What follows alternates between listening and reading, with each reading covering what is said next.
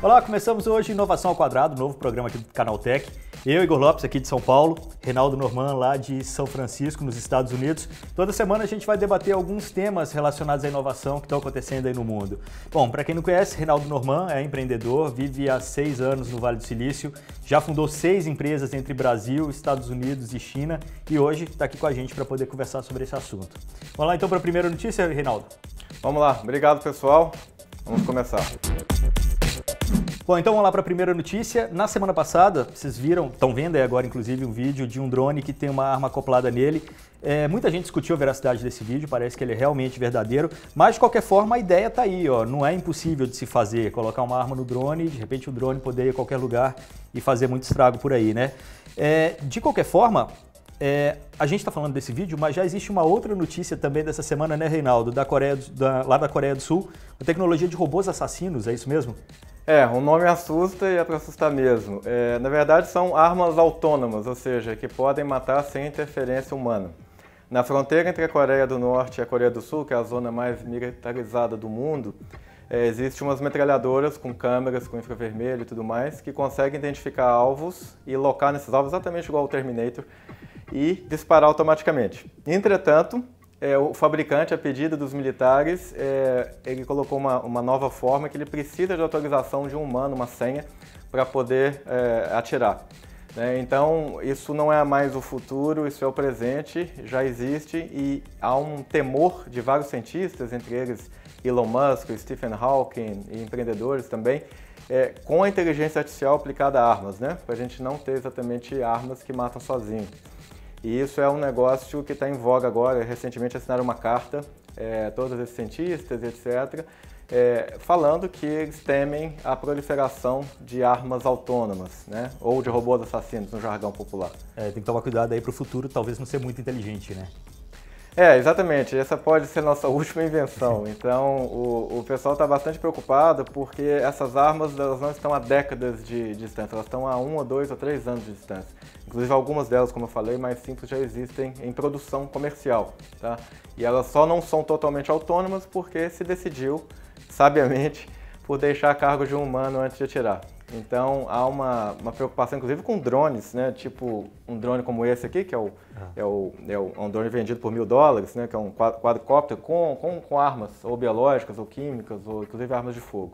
Então, essa é uma preocupação muito, muito grande de toda a comunidade científica e de muita gente aqui no Vale do Silício. Alguém quiser saber mais sobre esse assunto, então, é só clicar no link aqui junto ao vídeo. Vamos para a segunda notícia? Vamos lá! Olha lá, Uber. Semana passada aqui no Brasil, o Uber deu o que falar. No Rio de Janeiro, taxistas fazendo protestos. Em São Paulo já deu muito problema também. Na verdade, isso tem acontecido no mundo inteiro, né, Reinaldo? Em várias cidades do mundo. Aqui no Brasil, especificamente, uma coisa interessante que aconteceu foi que, por causa do protesto, no dia do protesto, o número de downloads do aplicativo aumentou em quase 20%, quase 20 vezes o normal, né? Quer dizer, um tiro que saiu pela culatra aí, como que você avalia isso? Isso está acontecendo, na verdade, no mundo todo, né? Naquele protesto na França, ou até mesmo aqui nos Estados Unidos, todas as cidades do mundo estão protestando contra o Uber, mas o protesto não pode ser dessa forma, porque quanto mais os taxistas entram em operação tartaruga ou etc., mais downloads e mais gente vai conhecer o Uber. E como, na minha opinião, ele é melhor do que um serviço provido por cooperativas de táxi ou de taxistas, mais gente vai continuar usando o Uber, né, depois que descobrir. Então, talvez exista uma outra forma mais inteligente de protestar e não parando de prover o serviço, porque aí você vai dar na mão do concorrente, né, todos esses passageiros que não podem se locomover de um lugar para outro. Mas tem uma coisa que é inevitável assim, nessa discussão, se é legal, se não é, enfim. Mas pelo menos o Uber está levantando a bola dessa questão da máfia dos taxistas, né? E não só aqui no Brasil, também em todos os lugares. Nova York, principalmente. Exatamente. Teve um problema agora em Nova York, que o prefeito de Nova York, que por algum acaso recebeu mais de $500 mil de cooperativas de táxi para sua campanha, resolveu colocar um que eles chamam aqui de cap, né? Que é colocar um limite em número de carros de Uber em circulação. Segundo ele, o Uber estaria causando congestionamentos acima do normal em Nova York. Aí logo depois, uma semana depois, o Uber abriu os dados e mostrou que a frota de Uber circulando em um determinado momento em Nova York é 1/4 menor do que os táxis circulando, ou seja, não era um problema de congestionamento. Então o que o Uber faz? Ele começa a implorar aos usuários, né, e pedir aos usuários para que o defenda, né? E como as pessoas gostam muito do Uber, As pessoas mandam e-mail para os deputados, senadores, vereadores, prefeitos e tudo mais. No caso de Nova York foi ainda mais engraçado, porque eles colocaram uma opção... Twitter e por aí vai. No caso do Nova York, eles colocaram uma opção que é muito engraçada, que o prefeito chama de Blasio, né? Eles colocaram uma opção de Blasio no Uber. Quando você clicava nessa opção, não tinha nenhum carro disponível. Aí eles falavam assim, caso seja aprovada essa cota de, né, esse número de limite assim de carros do Uber, isso é que você vai ter como serviço daqui a um tempo.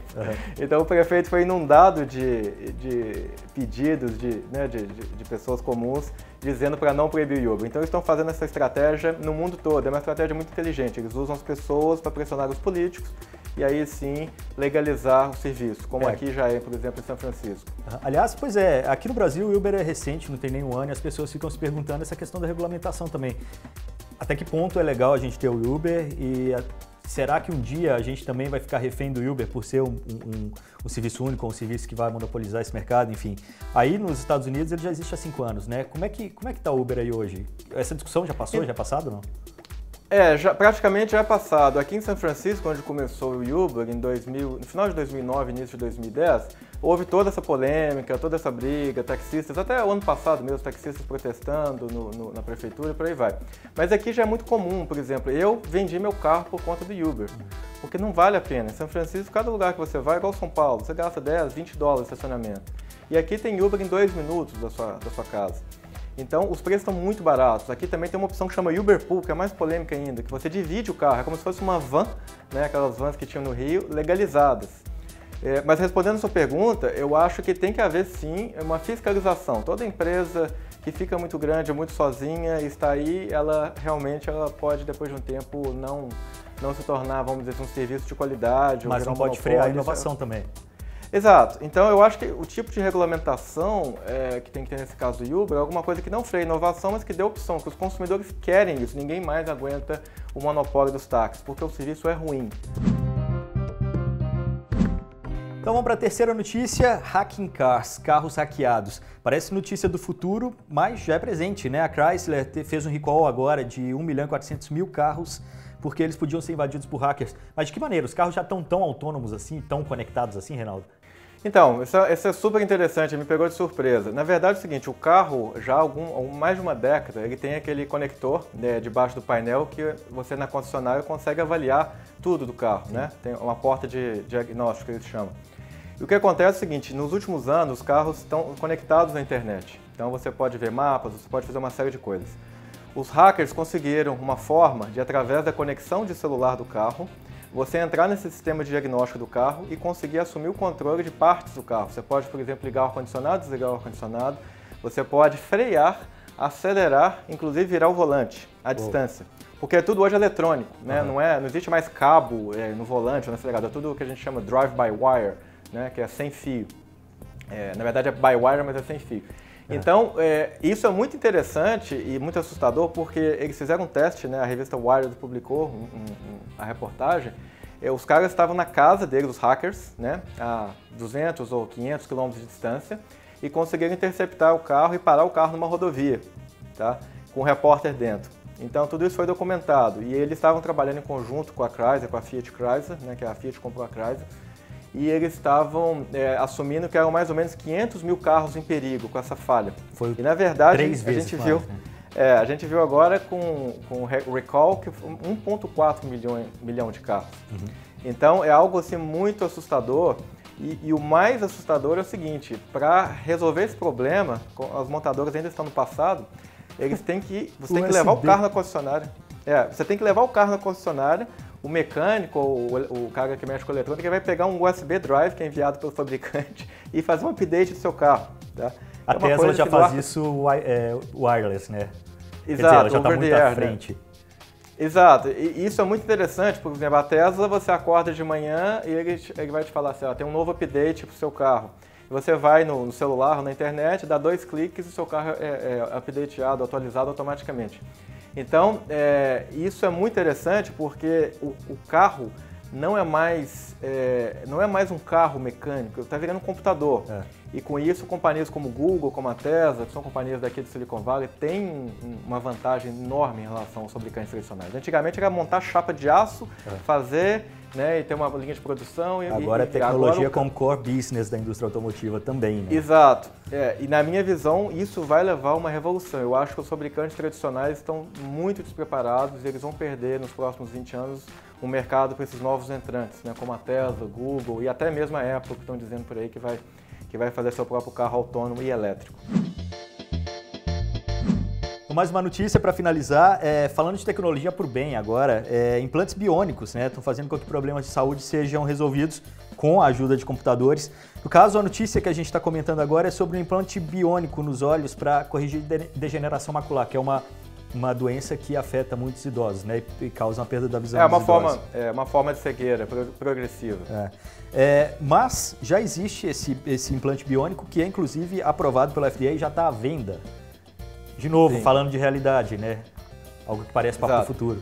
Só para explicar um pouquinho para o pessoal o que é o implante biônico, né? Esse implante chama Argus, é um óculos como se fosse um Google Glass, tá? Ele tem uma câmera e ele implanta um chip dentro da sua retina para estimular algumas células da retina. Então, na verdade, o que é interessante é que você pode ver de olho fechado. De olho fechado, isso foi muito curioso. Porque quem vê não é o olho, é o cérebro. Né? Isso é muito legal. Então, esse aparelho, chama-se Argus 2, ele já está disponível nos Estados Unidos e na Europa. O custo médio é mais ou menos de $150 mil, ainda é muito caro, né? Ele está em testes com vários pacientes e sistemas de saúde, seguradoras pagando, né, o tratamento, que é muito caro. Mas acredito que em 5, 10 anos isso vai estar uma mixaria, vai estar escala, né? Alguns milhares de dólares, que ainda não é tão barato, mas é muito mais barato que 150 mil. Sem falar na qualidade, né? Inovação ao longo desses próximos anos. Exato, a coisa vai sempre exponencial, né? A gente conta de 1 até 10, né, normalmente, mas na tecnologia 1 até 10 vai 1, 2, 4, 8, 16, 32, 64, até 1000. Né? Então a evolução é exponencial. Esse sistema, esse Argus, ele ainda é muito primitivo, né? A pessoa vê alguns contornos, alguns pontos, mas ele restaura a visão de pessoas com degeneração macular, o que é incrível. Um chip implantado dentro do olho, um implante, literalmente um implante biônico. Se a gente pensar que a área de saúde tem sido uma das últimas a receber toda essa inovação, né, por causa da legislação e do cuidado que se tem com novos produtos nessa área, mas está aí a prova de que quem não se atualizar também dentro dessa área vai ficar fora do mercado, né? Exato. Alguns investidores disseram aqui alguns anos atrás que a área de healthcare, né, de saúde, era a única área não passível à inovação, porque era muito regulada, o pessoal muito antigo em termos de cabeça, né, os médicos eles são muito conservadores, obviamente, tratam de vidas humanas. Mas nos últimos 2 anos isso tem mudado. Existem muitas novidades, por exemplo, aqui tem apps que você faz a consulta online com o médico. Existe um app agora que faz exame de visão online. Em vez de ir no médico para fazer aquele exame de visão, você faz no próprio computador e ele te dá a receita para você comprar seus óculos, que é super cool, é uma coisa óbvia. Então, na minha visão, a área de saúde, nos próximos 10 anos, ela vai ser totalmente disrupted. E eu acredito que o pessoal que está vendo que é da área de saúde deve ficar bem atento e começar a se preocupar muito com tecnologia, porque a tecnologia vai passar por cima também dos profissionais de saúde. No bom sentido, obviamente. Legal, a questão é se atualizar, né? Uma das maneiras de se atualizar é acompanhar a gente toda semana, né, Reinaldo? Semana que vem a gente está de volta comentando mais notícias relacionadas à inovação. Até!